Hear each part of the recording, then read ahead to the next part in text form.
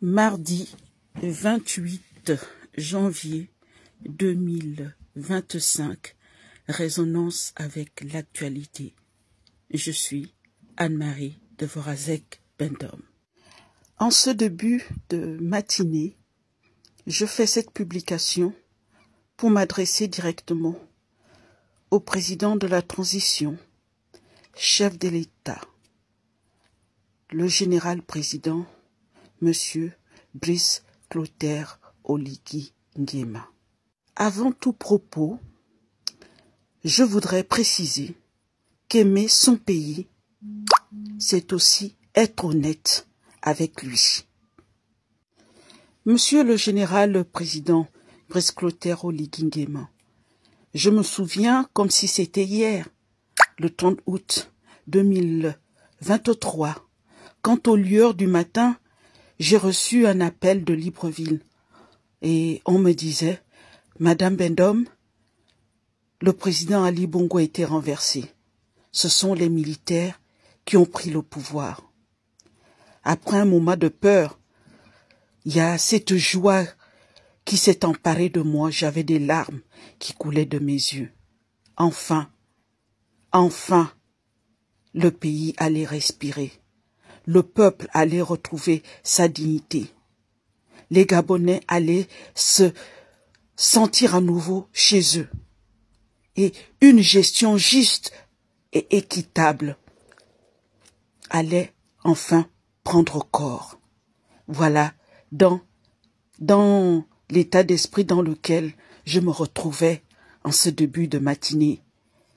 Et j'ai passé presque toute la matinée jusqu'à presque minuit à être sur Twitter pour expliquer aux Gabonais et à l'international que le coup d'État gabonais n'avait rien à voir avec le coup d'État dans les autres pays.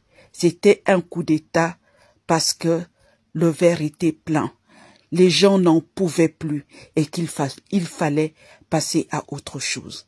Oui, Monsieur Brice Clotaire Oligui Nguema, j'ai soutenu votre coup d'État avec vos collègues des forces armées et de sécurité. Et je me suis reconnu en vous, car même si nous nous écrivions, nous dénoncions, des Gabonais marchaient, les Gabonais disaient beaucoup de choses, les experts en toutes choses expliquaient ceci, expliquaient cela. Mais c'est vous qui avez permis que Monsieur Ali Bongo et ceux qui l'entouraient quittent le pouvoir et libèrent le Gabon.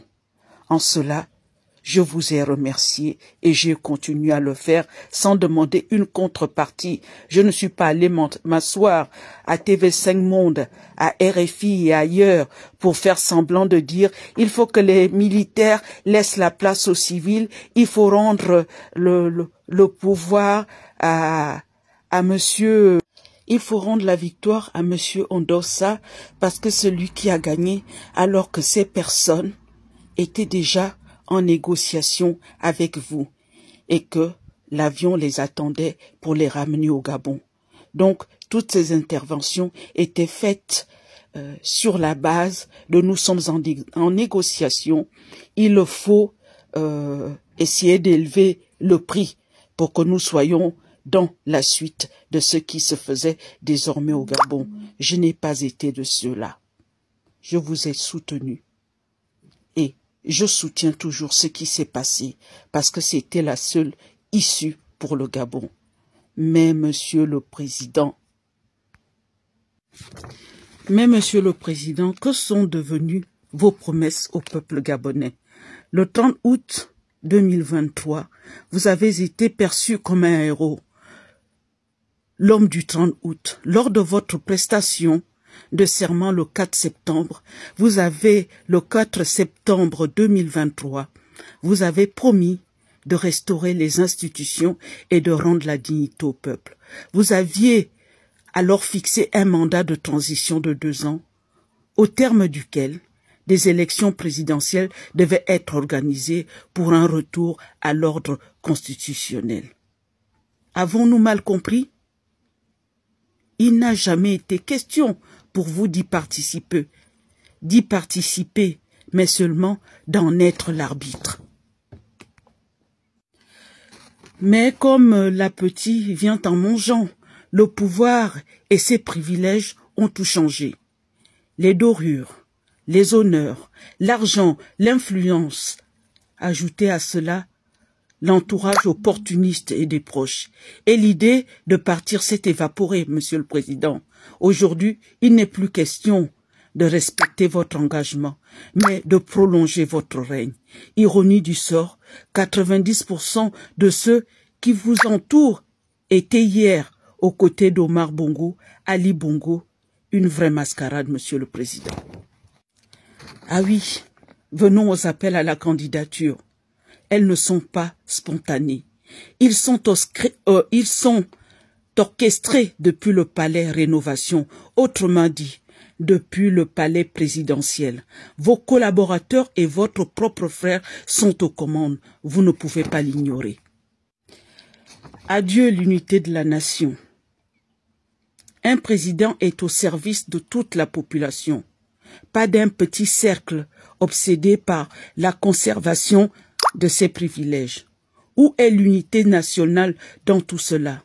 Au lieu de rassembler, on assiste à une montée des appels ethniques et communautaires favorisant le repli identitaire. Pourtant, avec plus de 63 groupes ethniques, le pays est une mosaïque. Ce jeu dangereux risque de fracturer la nation. Le peuple n'oubliera pas et l'histoire jugera. Au moment où je m'adresse à vous, Monsieur le Président, avec tout le respect dû à votre rang, ce n'est qu'un secret de polichinelle. Votre candidature est décidée. Vous serez candidat.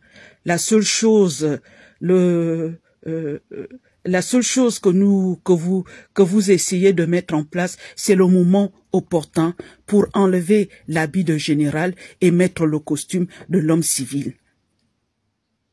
Donc, bonne candidature et bonne chance à vous et à tous les autres. Monsieur le Président, ce qui aujourd'hui vous entraîne dans cette démarche-là, vous ne pouvez pas ignorer que ce sont les mêmes qui vous abandonneront demain si l'aventure dans laquelle vous mettez vos pieds ne se déroule pas comme prévu. Ils l'ont fait à M. Brice Lacruche Alianga, avec la GEV et compagnie. Ils l'ont fait avec M. Ali Bongo Ondimba. Ils vous feront la même chose demain. Mais le peuple regarde et le peuple jugera le moment venu. Et les forces qui protègent le Gabon aussi jugeront, Monsieur le Président, le moment venu. Donc je le redis encore une fois, bonne candidature à vous et à celle de tous les autres. Je suis Anne-Marie de Vorazek Bendom. Résonance avec l'actualité, je vous remercie.